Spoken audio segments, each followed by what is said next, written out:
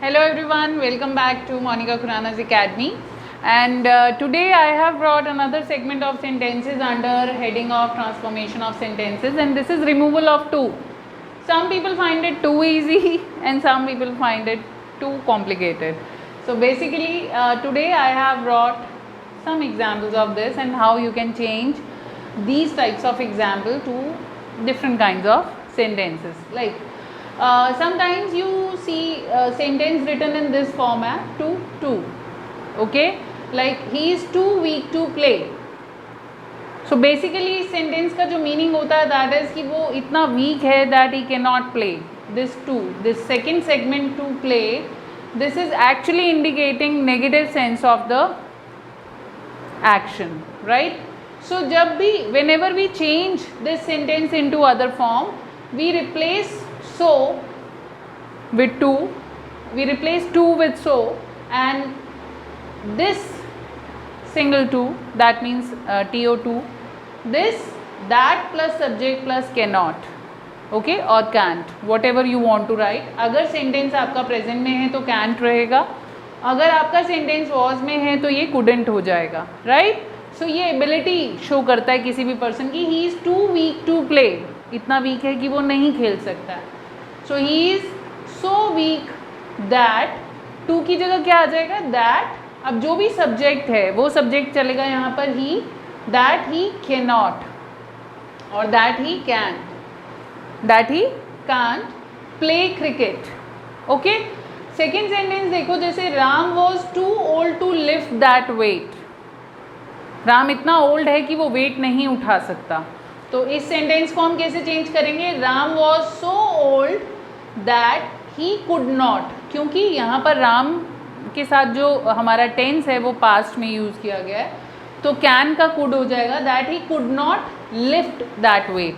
सो इसमें आप एक नेगेटिव सेंस जोड़ देते हो जब आप इसको सो और नॉट के फॉर्म में चेंज करते हो. The scene was too pathetic to see. The scene was so pathetic.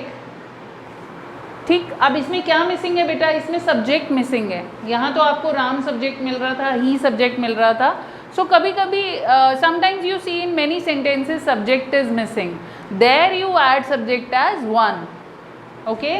The scene was too pathetic. Too की जगह क्या हो जाएगा? दैट वन कुड नॉट सी.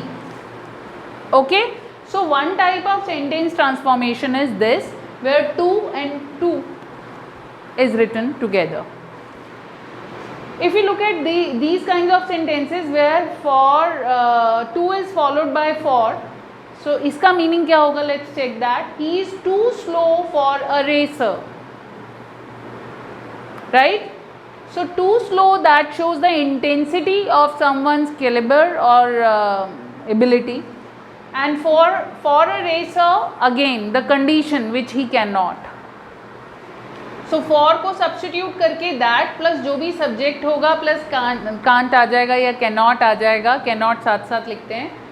और इसको आप क्या ध्यान में रखेंगे कि ये हमेशा वही negative sentence ही बनाएगा आपका.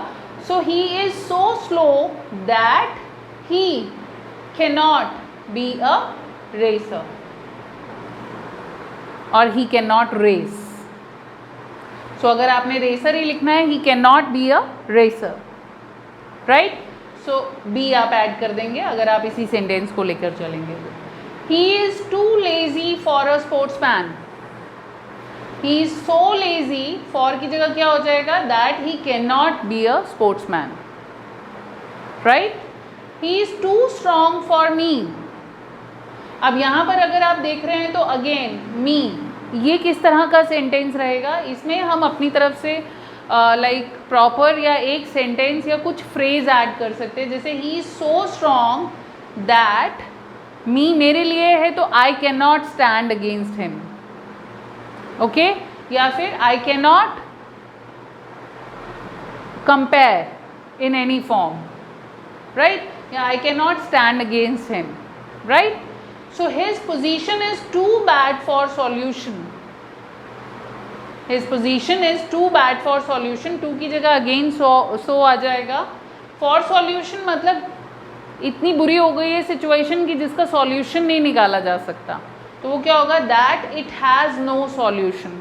सो सम फॉर अगर स्टेट ऑफ बीइंग को शो करता है तो स्टेट ऑफ पोजेशन भी आप उसमें ऐड कर सकते हैं, जिसमें हैज़ हैव या इज एम आर या फिर आप बी के फॉर्म के जितने भी आपके वेरियस फॉर्म्स होती हैं आप उनको बना के यूज़ करके सेंटेंस लिख सकते हैं, लेकिन ये आपके हमेशा नेगेटिव मीनिंग को ही कन्वे करेगा, राइट।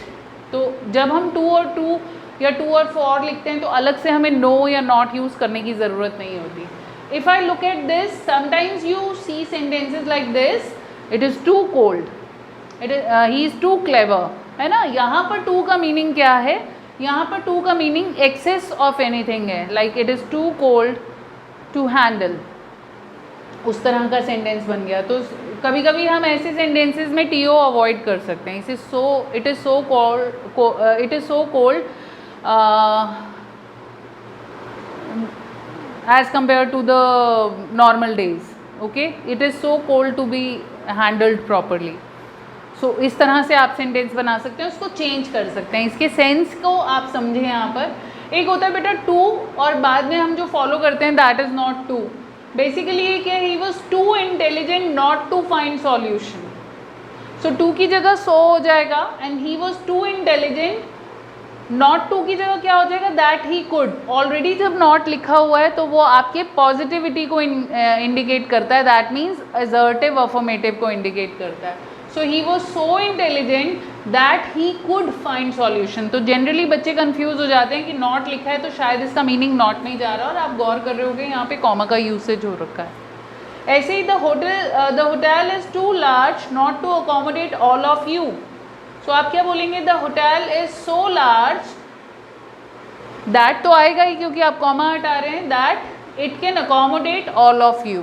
सो ये जो नॉट है ये किसी भी सिचुएशन का या किसी पर्टिकुलर मोमेंट में उस जगह का नेगेटिव पोजेशन या नेगेटिव एक्शन शो नहीं कर रहा है, that actually indicates the assertive one, okay. So ये हैं बच्चे, ये इस टाइप के सेंटेंसेस हैं जिनमें हम जनरली जब हम पेपर वगैरह चेक करते हैं स्टूडेंट्स के, तो हमें इस तरह के सेंटेंसेस की अंडरस्टैंडिंग कम मिलती है बच्चों में, और इस तरह की सेंटेंसेस का फॉर्मेशन कम देखने में मिलता है। So that is why I decided to discuss this part of sentence, how you transform it, how you understand it. Try to make some sentences with two and do share how you find this video. Plus do not forget to attempt the test which is in description box. You will get link over there, and do share your result with us. Thank you so much for watching us.